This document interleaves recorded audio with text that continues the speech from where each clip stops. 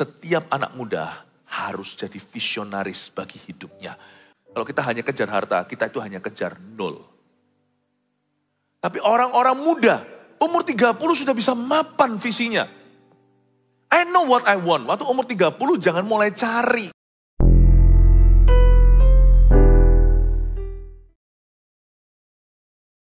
Selamat pagi Roh Kudus, kau ada di tengah-tengah kami.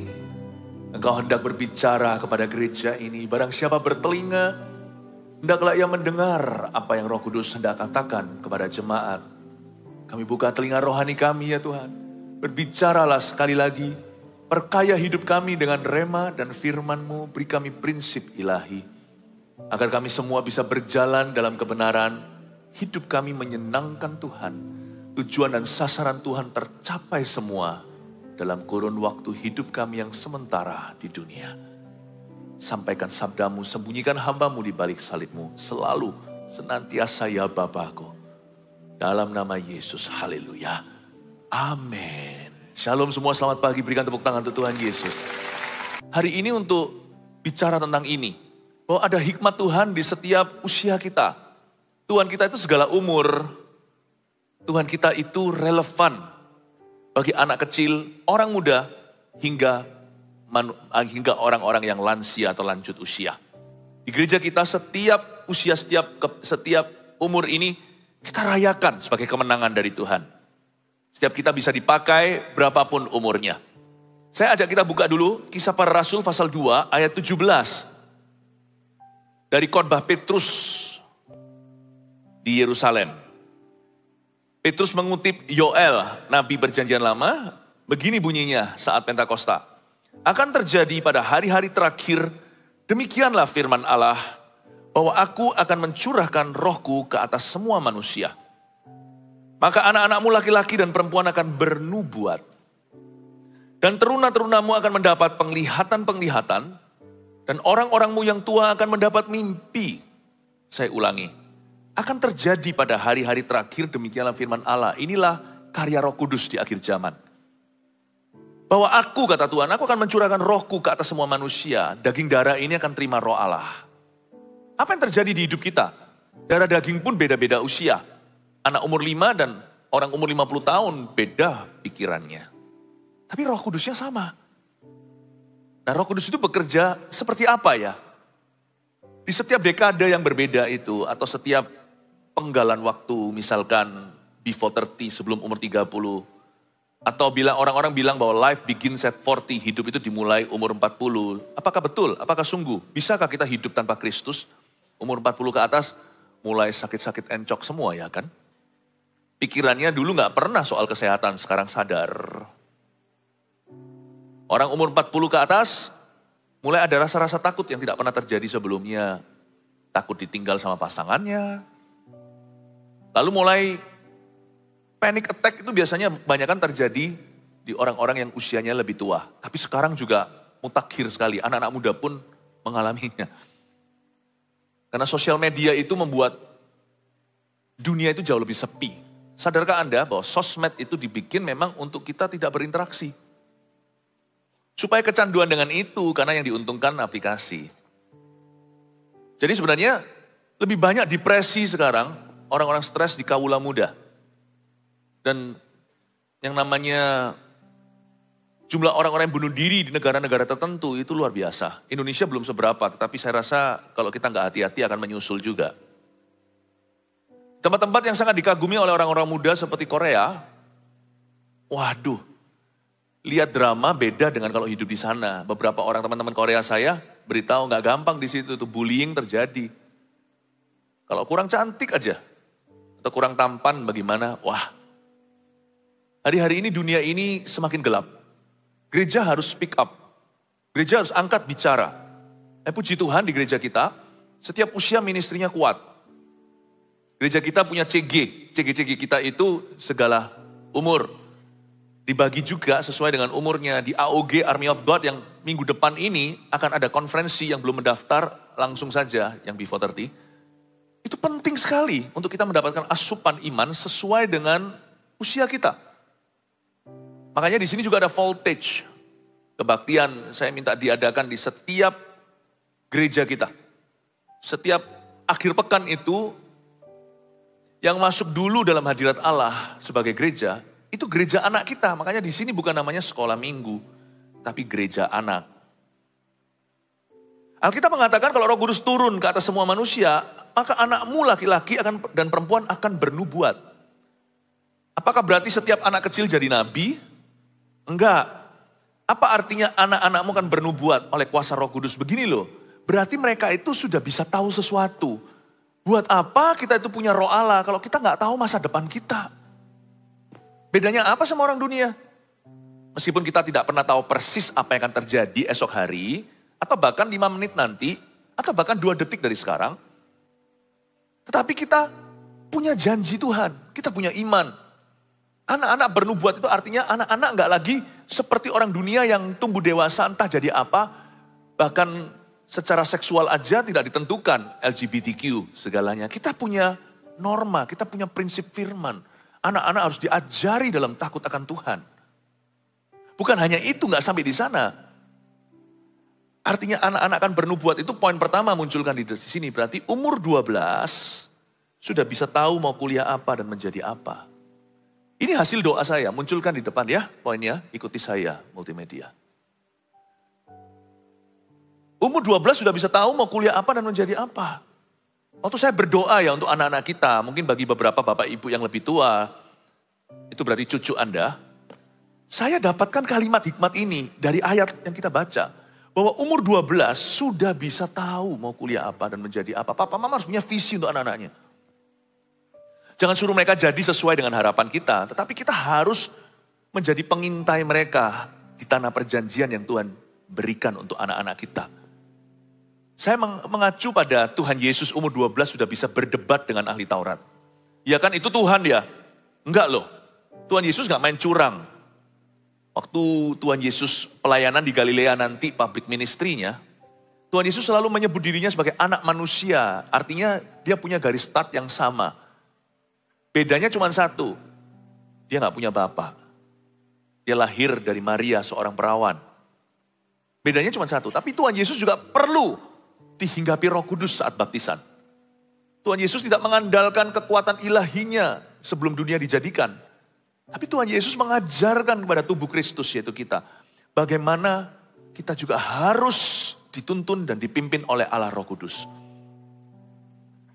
Dan Tuhan Yesus di umur 12 sudah bisa mengerti kehendak Bapaknya. Udah bisa bertanya jawab dengan orang-orang, dengan ahli Taurat di rumah ibadat.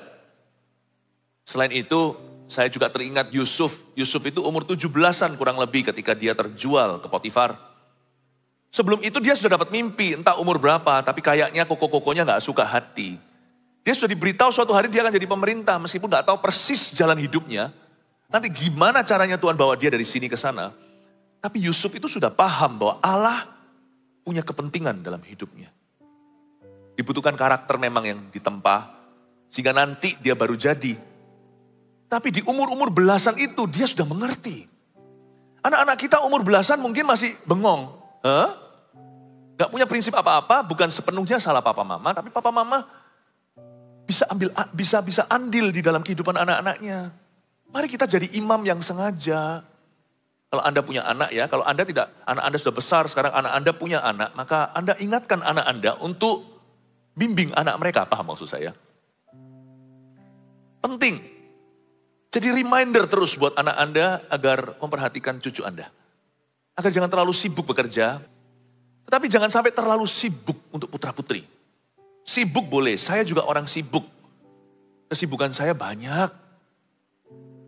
Tetapi saya tidak pernah terlalu sibuk for my family.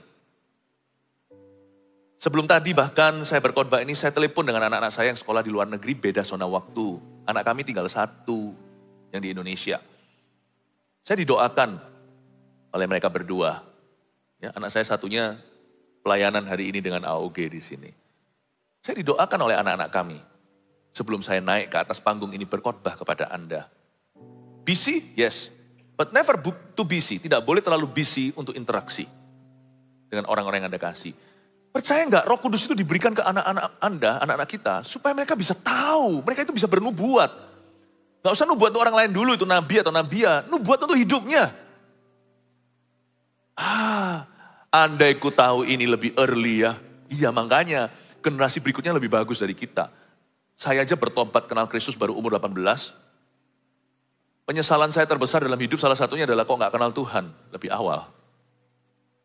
Jadi kita di sini tahu bahwa itu mungkin terjadi. Itu possible bukan impossible.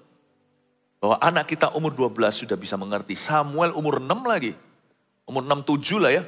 Masih kecil itu diserahkan ke bait Allah. Dengar suara Tuhan 3 kali memanggilnya Samuel. Samuel dia kira itu suara Eli. Our children have a divine calling.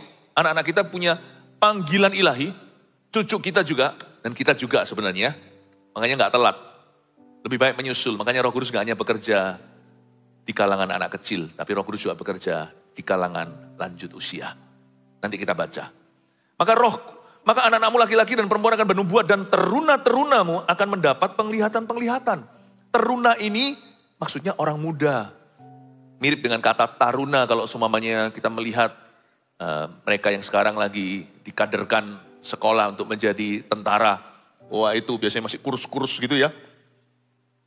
Kurus-kurus. Mereka tegap-tegap tinggi-tinggi, tingginya kurang lebih, lalu cepak-cepak kepalanya, ya kan, digundul begitu, tapi atletis sekali, berseragam, wah, ganteng-ganteng, cakep-cakep.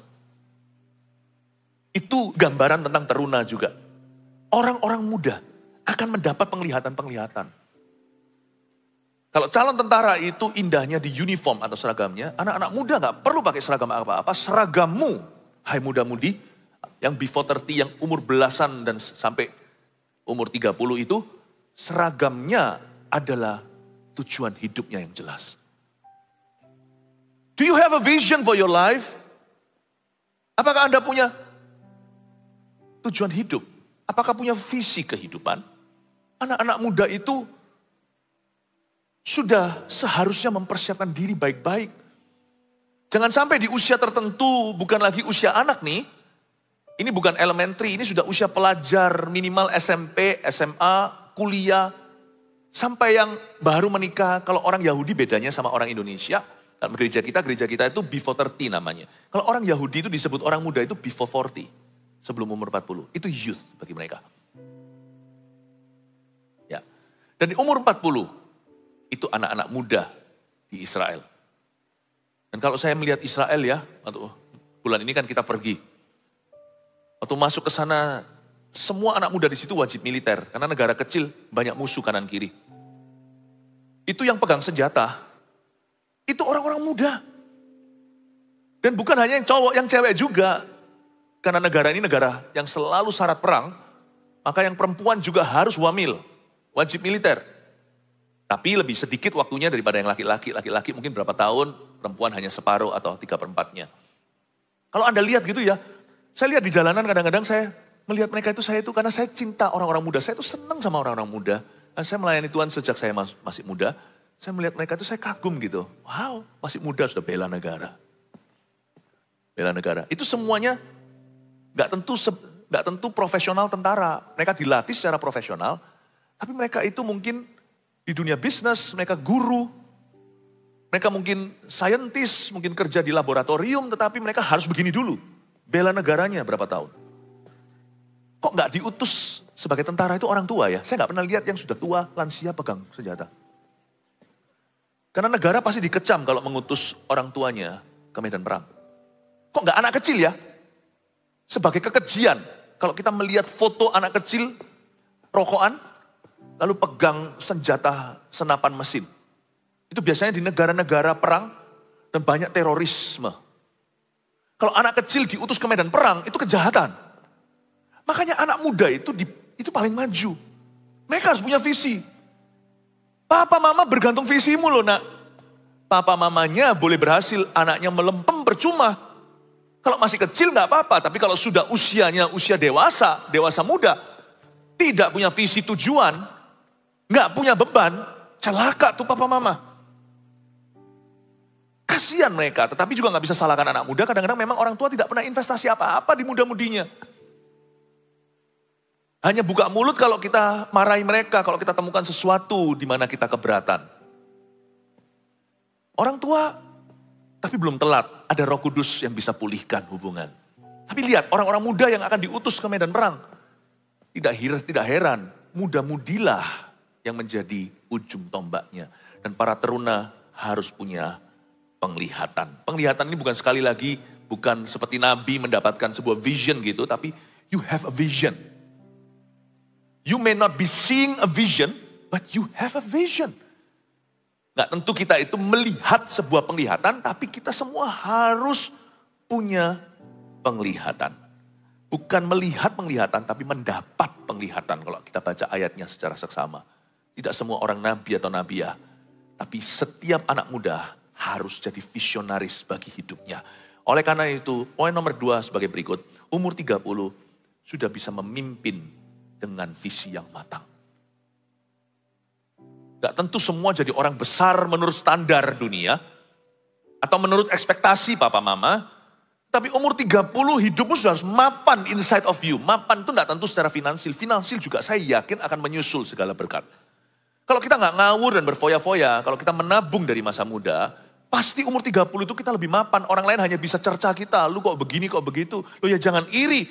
Oh, aku ini merintis karirku dari umur berapa, kamu masih dugem melulu. Nah sekarang saya umur 30, saya sudah mapan ya.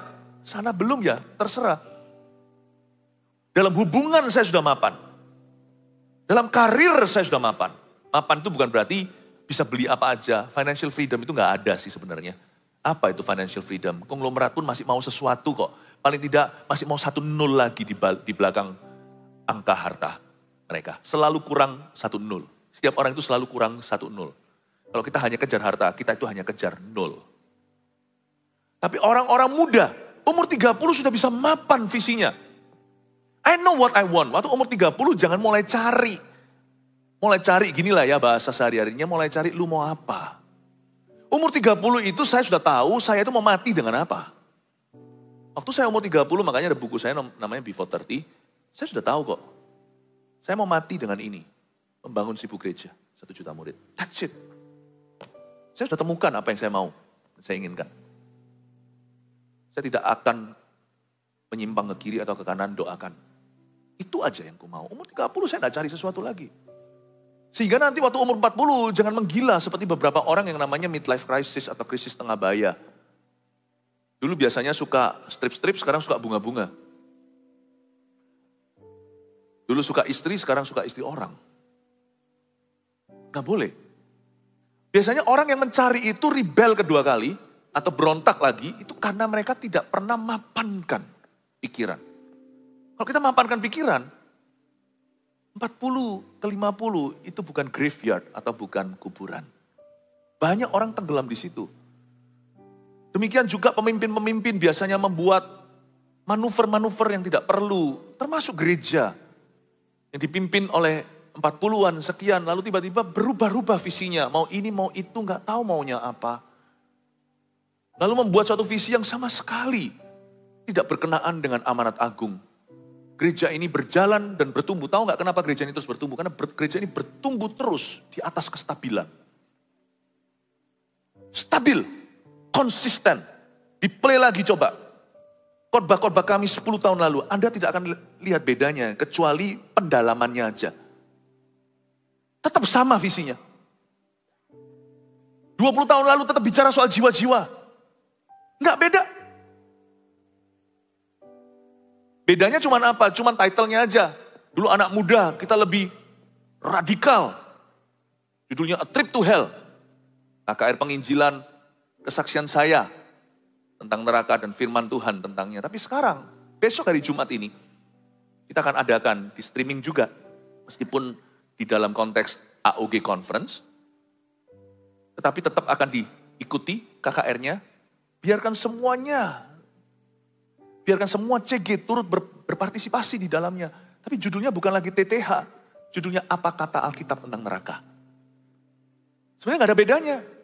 Pertama kali saya KKR itu tahun 2023 tahun lalu. And I'm still doing that. Titelnya aja beda. Judulnya beda. Sekarang namanya apa kata Alkitab tentang neraka. Kami bisa lebih matang, jauh lebih matang dalam cara metode kami dan sebagainya. Tapi tidak ada perubahan dan pertukaran bayangan. Umur 30 itulah orang mencapai kestabilan. Dan dia akan hidup dengan itu, mati dengan itu. Itu pekerjaan Roh Kudus. When you're 30 years old, you should be reliable.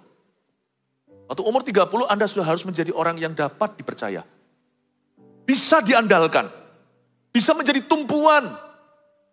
Tulang punggung keluarga atau bukan. Tapi bisa diandalkan.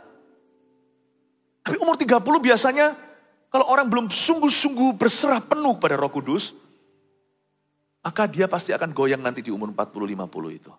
Dan mulai muncul teenager baru. Ya, mulai muncul teenager baru. Anak umur 17 kembali lagi. Bukan anak baru gede, ABG, tapi anak yang sudah lama gede. Baru kembali jadi remaja lagi. Bapak, Ibu, Saudara, umur 30 ini saya ingat tentang Tuhan Yesus. Tuhan Yesus menjadi juru selamat kita ketika umur 33,5 mati di Kalvari. Umur 30 memulai public ministry-nya. Daud umur 30 mulai memerintah sebagai raja. Di Hebron, 7,5 tahun.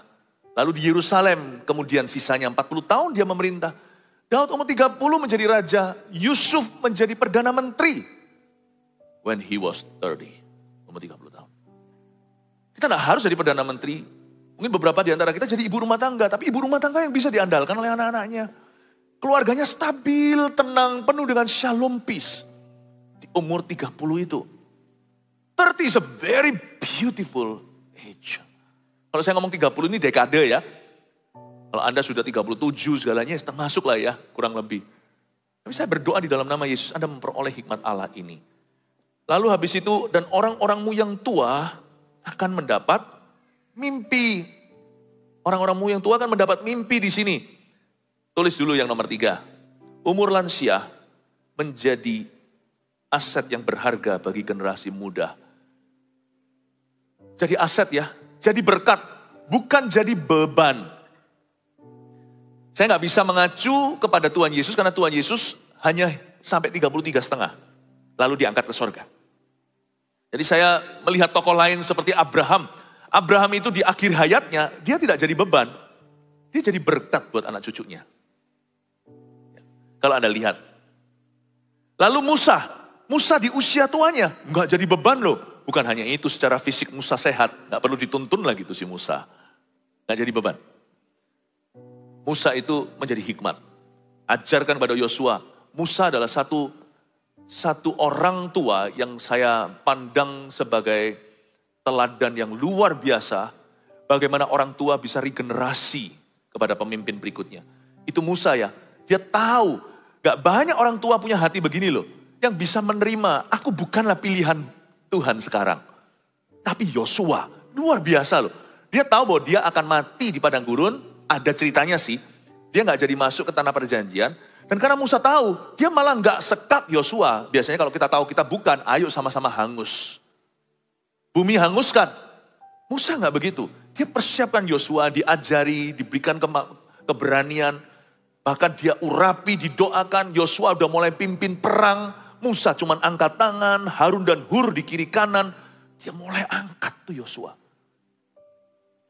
And I admire Jesus of course. Dan Tuhan Yesus sekalipun tidak sampai usia manula. Tapi Tuhan Yesus itu sejak hari hari pertama memulai pelayanan, pulang dari padang gurun. Dan pulang dari padang gurun kan dikatakan di Alkitab, berkuasalah Roh Kudus atas Yesus. Ketika dia mulai datang ke Galilea, hal pertama yang Yesus lakukan adalah doa semalam-malaman. What did Jesus do? Yesus berdoa semalam-malaman untuk apa? Untuk mencari 12 muridnya. Hari ke-1 Yesus pikirkan successor. Hari perdana pelayanannya, secara formal launching date-nya Tuhan itu ya pulang sekembali dari pencobaan di padang gurun itu. Yesus langsung minta Bapak 12 penerus dan disiapkan 3,5 tahun saja. Yesus mengubah mereka dari nelayan menjadi rasul-rasul yang besar. Menjadi rasul bangsa-bangsa. 12 minus 1 Yudas Iskariot pilihan sendiri bunuh diri. Kagum saya.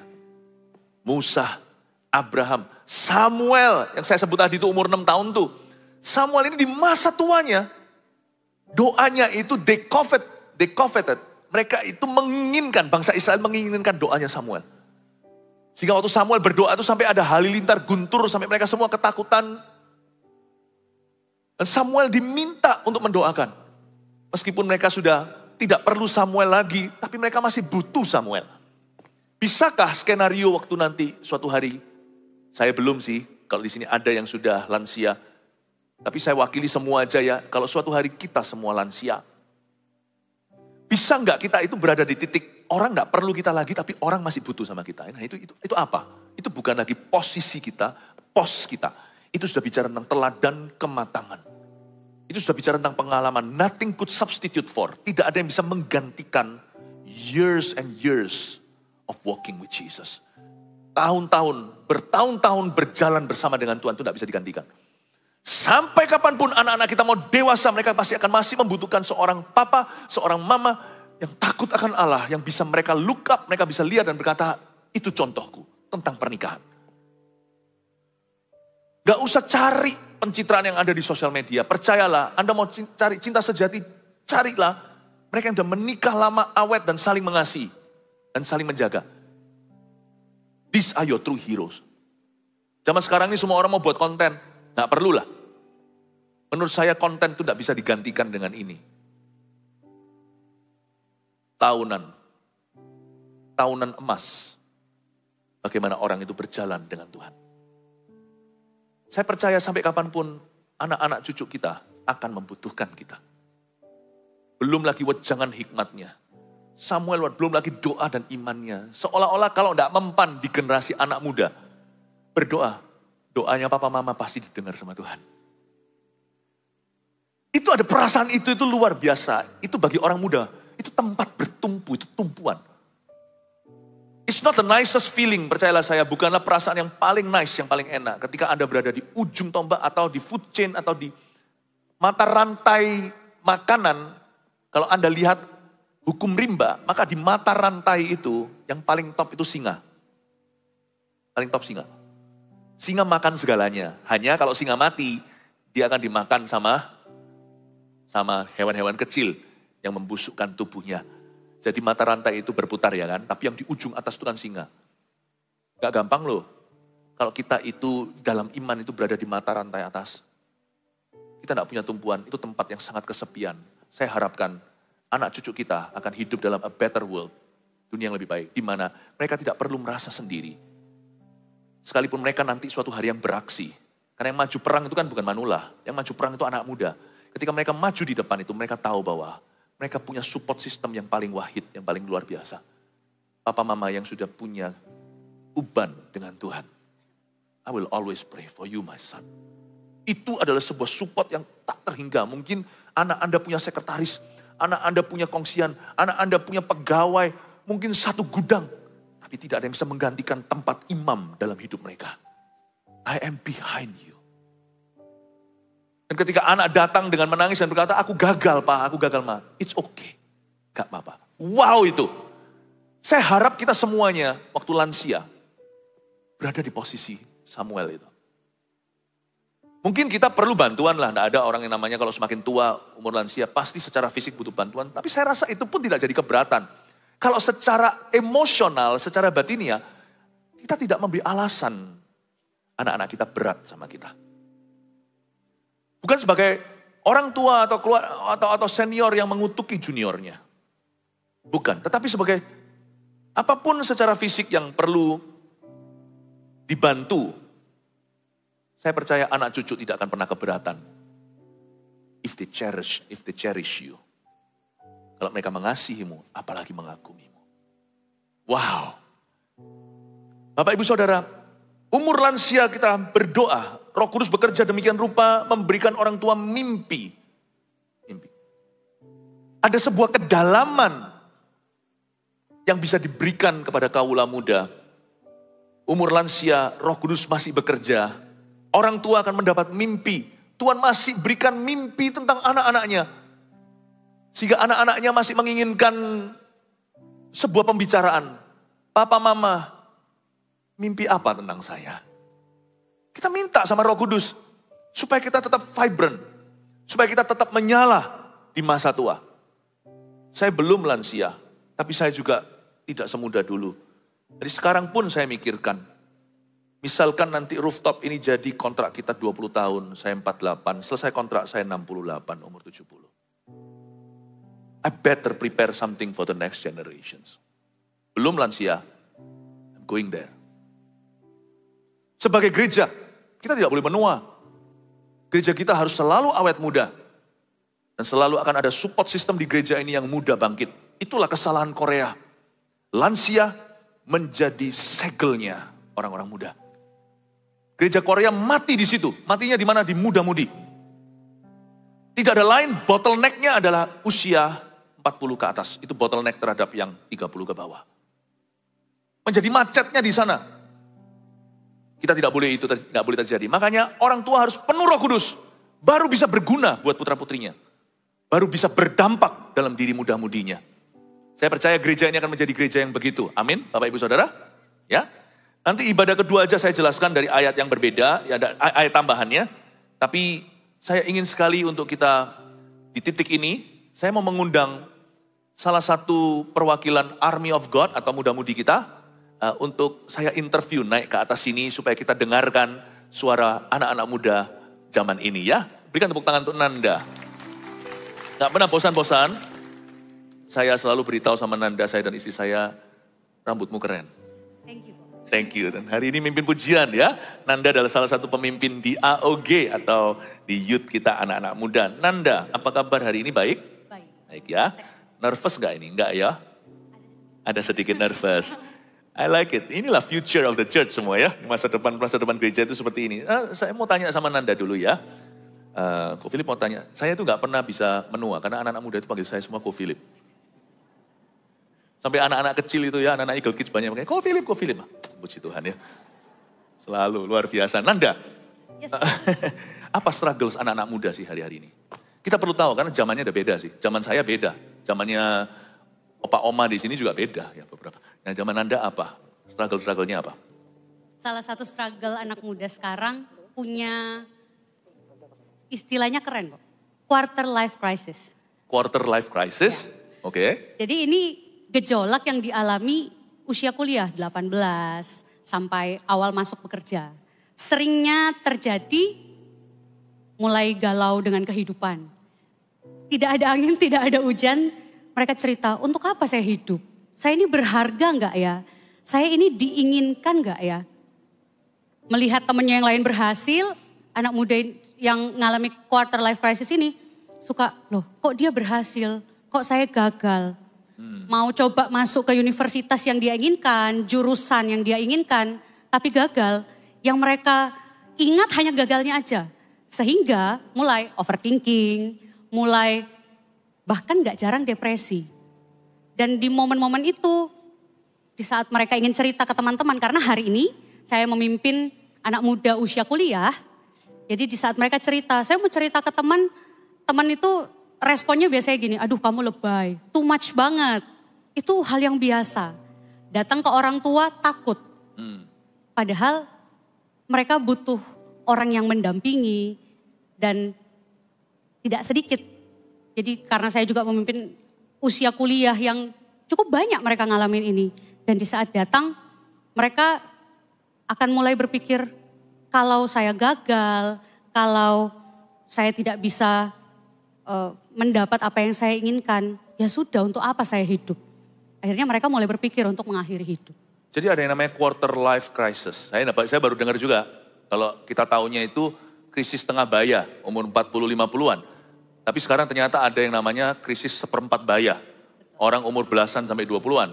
Ya. Yeah. Nah, memang saya sudah curiga kalau banyak orang-orang muda sekarang itu lonely, kesepian. Tapi mereka nggak tunjukkan karena mereka juga rame rasanya eksis di dunia media. Tapi sebenarnya mereka kosong ya. Betul. Banyak mereka itu hampa. Iya. Jadi kadang-kadang kalau kita melihat dalam kebaktian kita atau anak-anak muda misalnya AOG hari Sabtu itu ada yang nangis itu kalau dikasih altar call maju ke depan nangis itu mungkin nggak ada masalah sesuatu, keluarganya baik-baik, tapi dia lonely di dalam hati. Makanya kalau ketemu Yesus langsung nangis gitu ya. Bukan berarti orang nangis itu lonely, enggak juga. Yang terharu juga bisa. Tapi saya melihat ada banyak anak-anak muda itu kelihatan dingin, tapi kalau di jamah Tuhan langsung hancur gitu ya. Itu memang karena hati mereka di dalamnya itu banyak kosong ya. Dan jadi apa yang orang tua bisa lakukan? Tadi kamu bilang mereka mau datang sama orang tua, mereka takut ya kan? Apa yang orang tua bisa lakukan better untuk bisa jadi berkat untuk kalian? Hal yang dibutuhkan anak muda yang sedang mengalami quarter life crisis, mereka butuh waktu yang lebih banyak didampingi dan juga telinga untuk didengar. Karena di saat mereka datang ke saya, cerita, Kak, saya ngalamin ini, merasa tidak ada yang paham, tidak ada yang kenal mereka, gak ada yang bisa ada di posisi mereka. Dan cerita mereka waktu cerita ke orang tua, tidak jarang mereka dapat responnya gini, itu hal yang biasa. Itu nanti kamu semakin dewasa akan lebih susah lagi hidupnya. Jadi sekarang harus kuat. Pokoknya itu hal yang harus kamu lewati. Benar sih, memang perlu dilewati. Tapi saya rasa dengan telinga yang mendengar, cerita-cerita mereka diperhatikan. Jadi gak hanya mereka cerita dan orang tua atau orang yang lebih tua dari mereka juga sambil melakukan hal yang lain gitu ya. Jadi tidak fokus pada cerita mereka. Anak-anak muda ini sangat butuh untuk didengarkan. Dan di saat mereka didengarkan itu sebenarnya gini, anak muda look up ke orang tua. Dan mereka itu sangat butuh perhatian dari orang tua.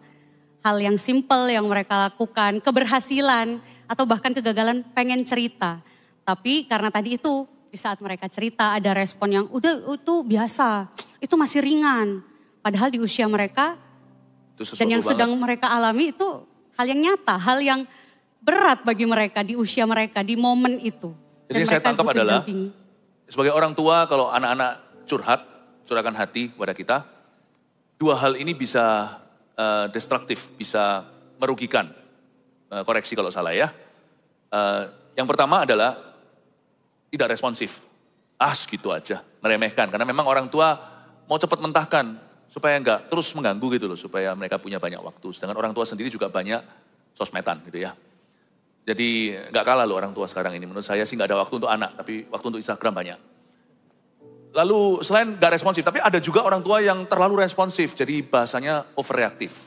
Itu juga enggak baik kalau menurut saya. Kalau enggak responsif, remehkan atau overreaktif. Anak tidak akan bisa solve sendiri, tidak akan bisa menyelesaikan sendiri. Disitulah muncul yang menurut saya lihat hari-hari ini, generasi strawberry.